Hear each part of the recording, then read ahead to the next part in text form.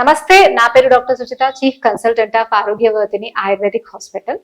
Normal గా చాలా మందిలో ఈ మధ్య కాలంలో డిఫరెంట్ సిమ్టమ్స్ చెప్తున్నారు. ఎలా అంటే వాళ్ళకి కళ్ళ ముందు నల్ల నల్లగా ఏదో గీతలు పోతున్నట్టుగా, అండ్ చూసే ఫీల్డ్ లో దోమలాగా లేదా ఈగలాగా ఏదో నల్ల నల్లని ఆకారాలు కదులుతూ ఉన్నట్టుగా, వాళ్ళు ఎటువైపు తిప్పితే ఆ ఆకారాలు అటువైపు తిరుగుతున్నట్టుగా అనిపిస్తూ ఉంటాయి. దీన్నే ఫ్లోటర్స్ అంటారు. అయితే ఈ ఫ్లోటర్స్ ఫిజియలాజికల్ ఉంటాయి, పెథలాజికల్ కూడా ఉంటాయి. అంటే నార్మల్ గా కూడా మనకి ఐలో ఆ మనం ఒక ప్లేస్ లో పర్టికులర్ ప్లేస్ లో మనం చూసుకొని తిప్పినట్టయితే ఫ్లోటర్ అనేది నార్మల్ గా కనిపిస్తుంది. అది ప్రాబ్లం ఏమీ లేదు. కానీ పెథలాజికల్ కండిషన్స్ లో ఉండే ఫ్లోటర్స్ లో ఏంటి అంటే వాళ్ళకి ఈ ఫ్లోటర్స్ చాలా ఇబ్బంది పెడుతూ ఉంటాయి. నార్మల్ గా మన కంట్లో ఒక ఫ్లూయిడ్ విట్రియస్ జెల్ అంటాం. అంటే కంటికి వెనక లెన్స్ కి వెనక విట్రియస్ జెల్ అనేది ఒక పారదర్శకంగా ఉండేటువంటి ఒక జెల్ ఉంటుంది. ఆ జెల్ ఎప్పుడైతే లిక్విఫై అవుతూ ఉంటుందో, కొన్ని ఏరియాస్ లో లిక్విఫై అవడం వల్ల ఆ ఏరియాస్ లో పడినటువంటి కాంతి యొక్క మళ్ళీ వక్రీభవనం వల్ల మనకి ఆ ప్లేసెస్ లో నల్ల నల్లగా ఫ్లోటర్స్ లాగా కనిపిస్తూ ఉంటాయి. సో విట్రియస్ యొక్క లిక్విఫైడ్ వల్ల అవడం వల్ల మనకు వచ్చేటువంటి ఈ ప్రాబ్లమ్ ని డీజనరేటివ్ ఐ ప్రాబ్లమ్ గా కూడా తీసుకుంటాం. సో కంటికి సంబంధించినటువంటి డీజనరేటివ్ ఐ ప్రాబ్లమ్ గా ఈ ఫ్లోటర్స్ అనేది తీసుకుంటాం. అయితే ఫ్లోటర్స్ అనేది ఒక డిసీజ్ కాదు. కొన్ని రకాల ఐ ప్రాబ్లమ్స్ లో ఈ ఫ్లోటర్స్ కనపడుతూ ఉంటాయి. నార్మల్ గా ఒక ఏజ్ దాటిపోయింది, 60-70 వచ్చింది, అప్పుడు కొంత డీజనరేటివ్ చేంజెస్, ఎలా అయితే మన మోకాల్లో గుజ్జు తగ్గుద్దో అలాగే కంట్లో ఉన్నటువంటి విట్రియస్ జెల్ లో కూడా కొంత లిక్విడిటీ అనేది వస్తుంది లేదా డీజనరేషన్ అవుతుంది. అది కామన్, ఏదో కొంచెం నార్మల్ గా కనిపిస్తూ ఉంటుంది.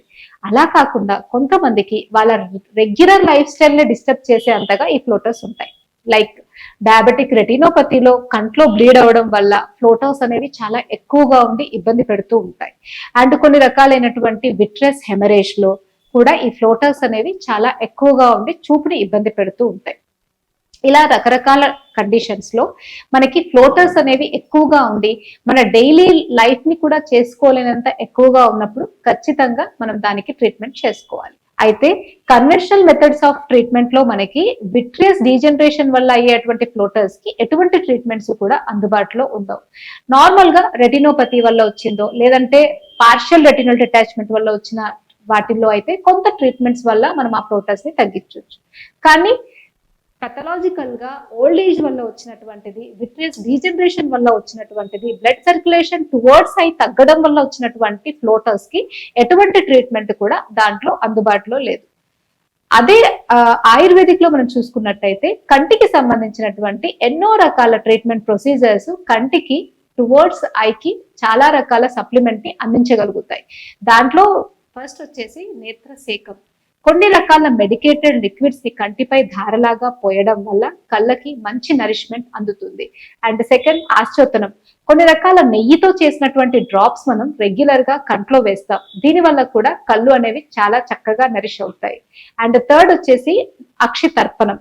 సో నార్మల్ గా కంట్లో నెయ్యి పోసి తీసేటువంటి ఒక స్పెసిఫిక్ ప్రొసీజర్ ని మనం అక్షితర్పణం అంటారు. ఈ ప్రొసీజర్ చేయడం వల్ల కూడా కళ్ళు అనేవి చాలా హెల్దీగా అవుతాయి. అండ్ ఫోర్త్ వచ్చేసి నస్యకర్మ. రోజు పడుకునే ముందు ముక్కులో ఒక 3 డ్రాప్స్ ఆయిల్ వేసుకున్నా లేదా వాళ్ళ ప్రకృతిని బట్టి సూటబుల్ అయినటువంటి మెడిసిన్ ముక్కులో వేసుకోవడం వల్ల కూడా కంటికి మంచి సప్లై అనేది, మంచి బ్లడ్ సప్లై అనేది అందుతూ ఉంటుంది. ఇలా రకరకాల పద్ధతులతో మనం టువర్డ్స్ ఐకి సర్క్యులేషన్ పెరిగేటట్టు అండ్ ఆ డీజనరేషన్ తగ్గించి రీజనరేషన్ అనేది మనం చాలా ఈజీగా ఆయుర్వేదిక్ చికిత్సా పద్ధతిలో చేయగలుగుతాం. దానివల్ల వాళ్ళకి ఫ్లోటర్స్ అనేవి చాలా వరకు తగ్గుతాయి. అండ్ ఇంకా ఈజీగా తగ్గించుకోవాలంటే ఆయుర్వేదిక్ లో విద్ధకర్మ అనేది చేసేటువంటి పారాసర్జికల్ ప్రొసీజర్. దీంట్లో మనం చేసే చిన్న నీడిల్ తో కొన్ని స్పెసిఫిక్ పాయింట్స్ ఉంటాయి. ఆ స్పెసిఫిక్ పాయింట్స్ లో మనం ప్రికింగ్ చేయడం వల్ల అక్కడ ఉన్నటువంటి బ్లాకేజ్ అనేది తొలగిపోయి సర్క్యులేషన్ అనేది మళ్ళీ నార్మల్ అవుతుంది. సో దాని వల్ల సర్క్యులేషన్ అనేది టువర్డ్స్ విట్రియస్ కి కరెక్ట్ గా అందడం వల్ల విట్రియస్ జెల్ అనేది మళ్ళీ తన నార్మల్సీకి వస్తుంది. దాని వల్ల ఈ ఫ్లోటర్స్ అనేవి ఖచ్చితంగా తగ్గుతాయి. ఇలా ఆయుర్వేదిక్ చికిత్సలు చేసుకోవడం వల్ల, ఆయుర్వేదిక్ ఔషధాలను ఇంటర్నల్ గా వాడడం వల్ల ఈ ఫ్లోటర్స్ ని ఓల్డ్ ఏజ్ వల్ల వచ్చినటువంటివి, డీజనరేషన్ వల్ల వచ్చినటువంటి ఫ్లోటర్స్ ని మనం ఖచ్చితంగా కంప్లీట్ గా తగ్గించుకోవచ్చు. అదే ఒకవేళ డయాబెటిక్ రెటినోపతి వల్ల వచ్చిందైతే, లేదా విట్రియస్ హెమరేజ్ వల్ల వచ్చింది, లేదా లోపల ఉన్నటువంటి రెటినా పార్షియల్ గా డిటాచ్ అవడం వల్ల వచ్చిన ఫ్లోటర్స్ లో అయితే దానికి సంబంధించినటువంటి ట్రీట్మెంట్స్ చేసుకోవడం వల్ల ఆ ప్రాబ్లం తగ్గిన తర్వాత ఈ ఫ్లోటర్స్ అనేవి ఖచ్చితంగా తగ్గుతాయి. వాటికి కూడా అంటే రెటినోపతి ప్రాబ్లమ్ కైనా, రెటినల్ డిటాచ్మెంట్స్ కైనా కన్వెన్షనల్ మెథడ్స్ ఆఫ్ ట్రీట్మెంట్స్ చేసుకుంటూ కొన్ని రకాల ఆయుర్వేదిక్ ఔషధాలనే ట్రీట్మెంట్స్ ని చేసుకుంటూ ఉన్నట్టయితే ఇంకా బెటర్ గా ఆ ప్రాబ్లమ్స్ నుండి వాళ్ళు ఈజీగా బయటపడొచ్చు. సో మీకు కూడా అలాంటి ఫ్లోటర్స్ ప్రాబ్లం ఉన్నట్టయితే మా హాస్పిటల్ ని ఖచ్చితంగా కన్సల్ట్ చేయొచ్చు. మీకున్న డౌట్స్ అన్ని కూడా మా వాళ్ళు చెప్తారు.